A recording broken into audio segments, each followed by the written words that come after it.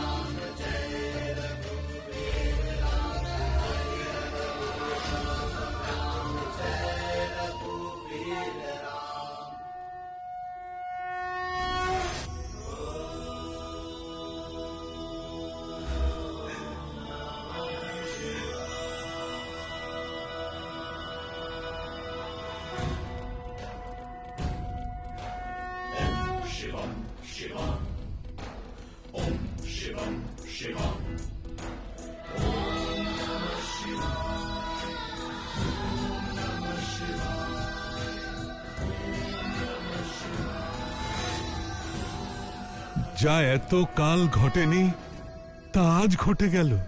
আপনারা সকলেই আজ এক ঐতিহাসিক ঘটনার সাক্ষী হয়ে রইলেন। যিনি নিঃস্বার্থ হবেন, যিনি এই গদার প্রয়োগ হিংসার উদ্দেশ্যে নয় বরং সেবার উদ্দেশ্যে প্রয়োগ করবেন, মহাদেবের এই দৈব গদার যোগ্য উত্তরাধিকারী আমি পেয়েছি। এবার আপনারা আসুন।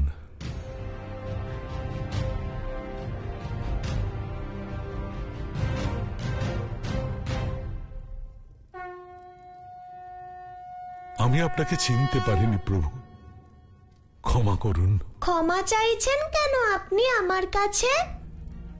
আমার সাথে আপনার প্রথম সাক্ষাৎ হচ্ছে। সত্য বলেছেন প্রভু, প্রথমবার আপনাকে দেখে আমি অভিভূত হয়ে গেছি। হে মহাদেব, আজ শিবরাত্রির এই পবিত্র লগ্নে আপনার শিশুরূপ দর্শন করে আমি ধন্য হলাম। আমার প্রণাম গ্রহণ করুন। কি চিন্তা করছেন আপনি? আমি এই গদা নিয়ে যাই? এ গদা আপনারই। ধন্যবাদ। আমি আপনার কি সেবা করতে পারি বলুন? কৃপা করে কিষ্কিন্ধায় ফেরার পথ বলে দিন। যথা আজ্ঞা।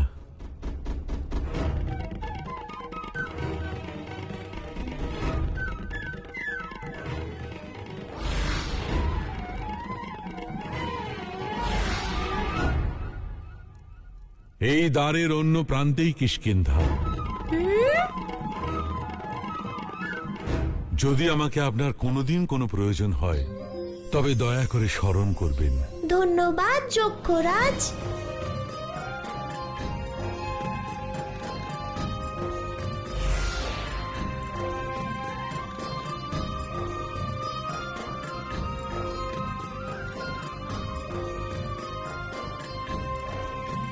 গদা মহারাজ, এবার তোমার শক্তি প্রদর্শন করো।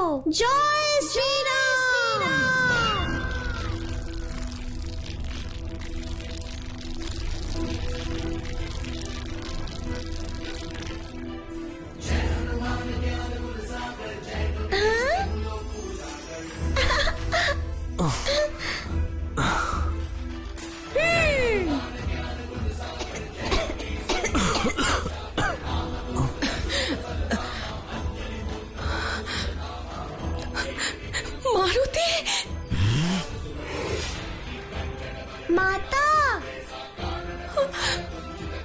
মারুতি,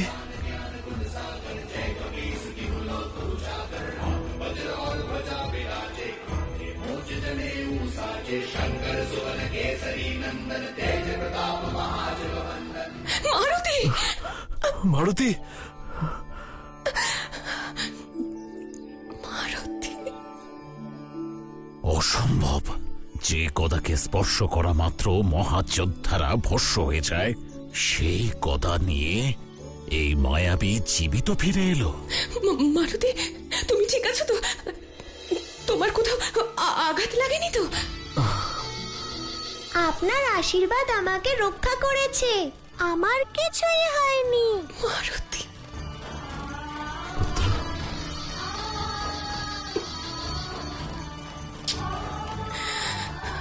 তোমার ওপর মহাদেবের অসীম কৃপা রয়েছে।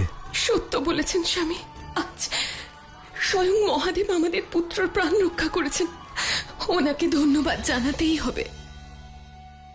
হর হর মহাদেব, হর হর মহাদেব। হর হর মহাদেব।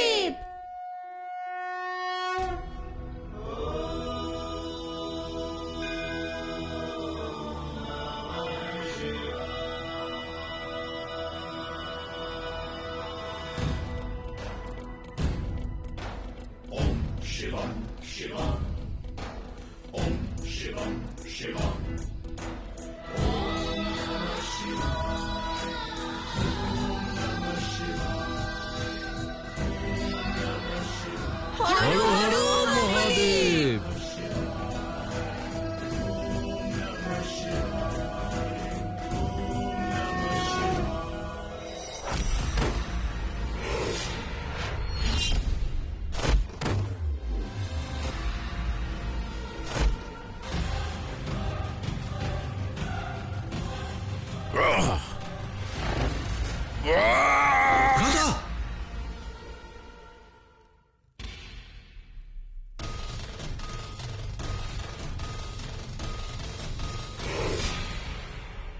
মৃত্যু হয়ে যেতে পারতো ভ্রাতা। মনে হলো আপনি হয়তো এই গদায় আমার মস্তকে খণ্ড বিখণ্ড করে ফেলবেন। ইচ্ছে তো তাই ছিল, কিন্তু দুর্ভাগ্যবশত তুমি আমার ভ্রাতা। কোনো প্রয়োজন আছে? হ্যাঁ ভ্রাতা, আমাদের বাৎসরিক গো প্রদর্শনের আয়োজক এসেছিলেন। প্রতি বছরের ন্যায় এই বছরও আপনাকে মুখ্য অতিথি রূপে আমন্ত্রণ জানিয়েছেন।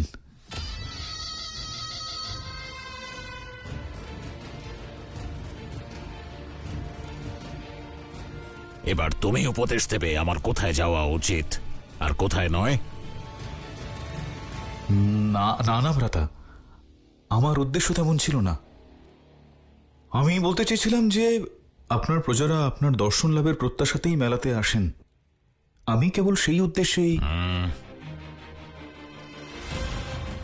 যাও, আয়োজকদের বলে দাও যে মহারাজ বালি উপস্থিত থাকবেন। ধন্যবাদ ভ্রাতা।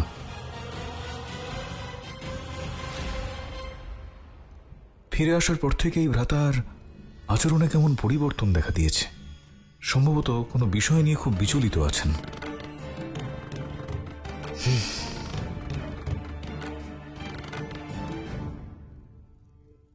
একদিকে আমার শত্রু ওই দিব্য গদা লাভ করে শক্তিশালী হয়ে উঠছে, আর একদিকে আমি যে গো প্রতিযোগিতায় মুখ্য অতিথি হিসেবে যাচ্ছি। মহারাজ, যদি আপনি অনুমতি দেন তাহলে আমি একটা উপায় বলতে পারি।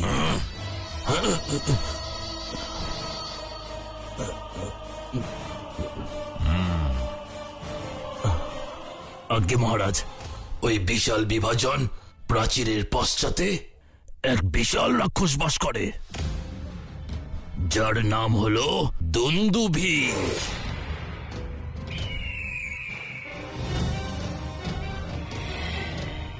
যে তার ক্রোধ আর অকল্পনীয় শক্তির জন্য বিশ্ববিখ্যাত। ও আপনার কার্যের উপযোগী হতে পারে মহারাজ। এক হিংস্র রাক্ষস?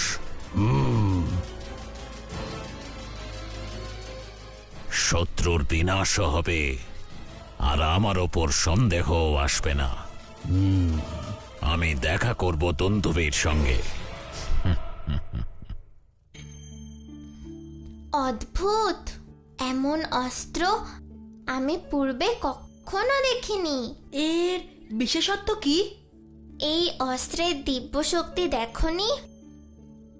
এক প্রহারে ওই বিশাল প্রস্তরকে চূর্ণ করে দিল। মারুতি, খুব ইচ্ছা করছে একবার স্পর্শ করে দেখি। এত সংকোচ করছো কেন? যা আমার তা আমার মিত্রদেরও।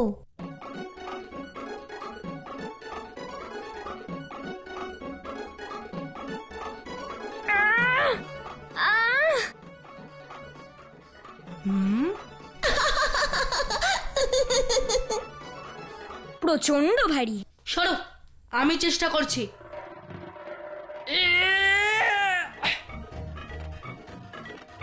ধরো তো।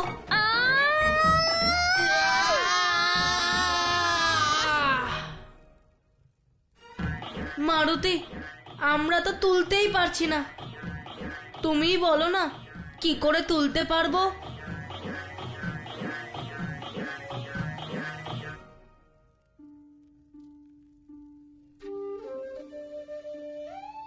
জয় শ্রীরাম।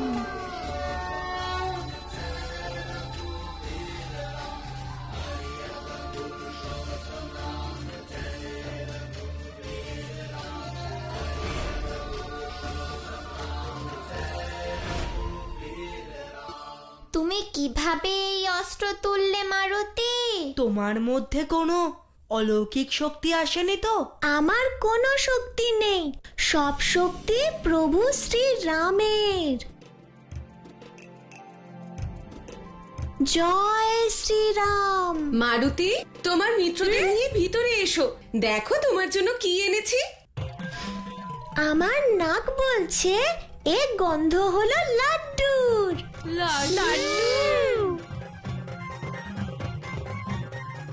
মাতা, লাড্ডু দিন।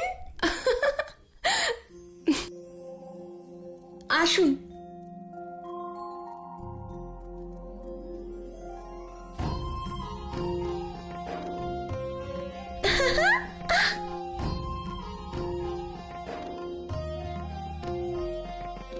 মাতা, ও কত সুন্দর আর বলবান। ও কি আমাদের? হ্যাঁ, এই ষাঁড় আমাদের পরিবারের পক্ষ থেকে প্রদর্শনীতে অংশগ্রহণ করবে। অর্থাৎ আমাদের পরিজন। আমার প্রণাম নেবেন। আমি মারুতি। আপনার নাম? মনে হয় এখনো ওর নামকরণ করাই হয়নি। আমি নামকরণ করছি। আজ থেকে আপনার নাম মংলু।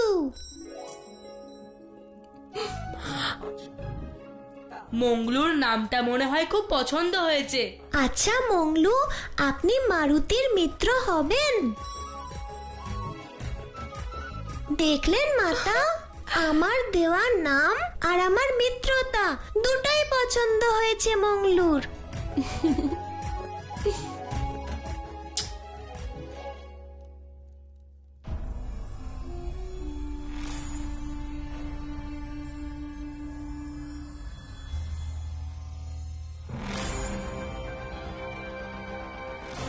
আমার পরম শত্রু বালির কুদৃষ্টি আজ তোমাকে ছিন্ন ভিন্ন করে দেবে। বাহ মারুতি, তুমি তো তোমার মিত্রের শৃঙ্গার খুব সুন্দর সম্পন্ন করেছো। একটি বস্তু অবশিষ্ট রয়েছে। তাই? মংলুর মস্তক তিলকহীন হয়ে রয়েছে। আমি আসছি।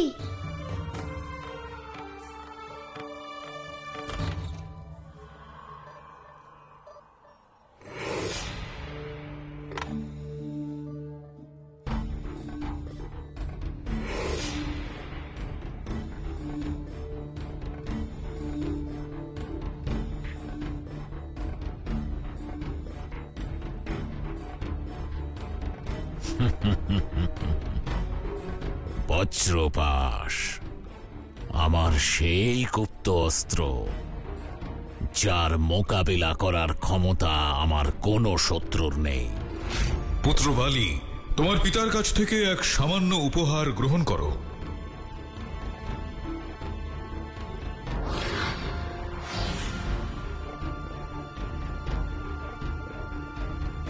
এ হলো বজ্রপাশ, আমার দিব্যাস্ত্র বজ্রেরই একটি অংশ।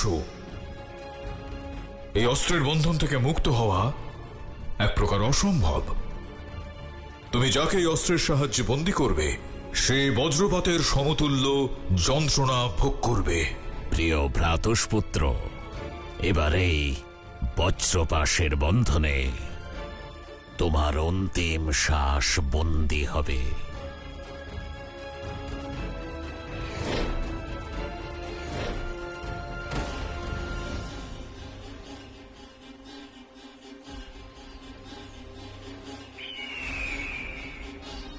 এই অন্ধকারের মধ্যেই লুকিয়ে রয়েছে আমার প্রিয় শত্রুর মৃত্যু সংবাদ।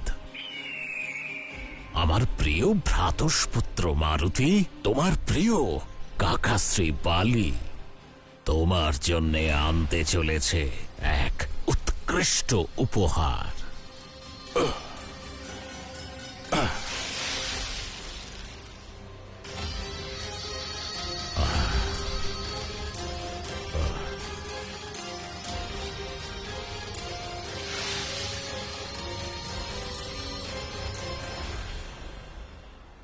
এই সেই স্থান।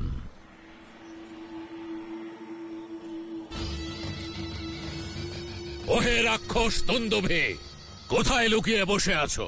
দেখো, কিষ্কিন্ধা নরেশ, মহাবলী বালি স্বয়ং এখানে উপস্থিত, তোমার অস্থি চূর্ণ বিচূর্ণ করতে।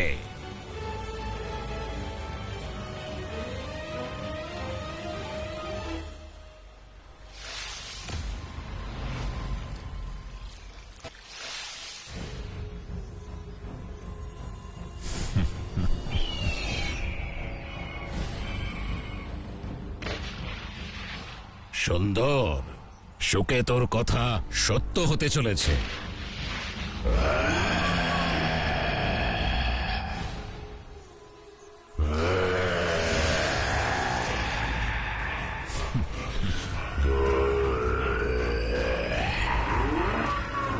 তাহলে তুমি হলে দুন্দুভি। আমি নিরাশ হলাম। তোমার যে খ্যাতি শুনেছিলাম তেমন তো কিছুই দেখছি না। তুমি তো এক সাধারণ প্রাণী, নাম বিশাল কিন্তু বাস্তবে তুচ্ছ।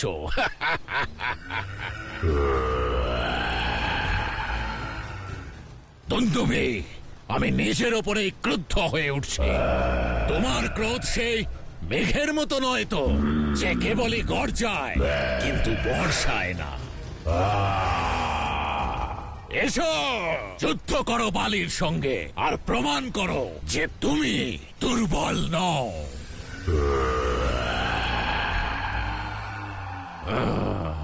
সাবধান! সুমেরু নরেশ, মহারাজ কেশরী, মহারানী অঞ্জনী আর রাজকুমার মারুতি আগমন করছেন।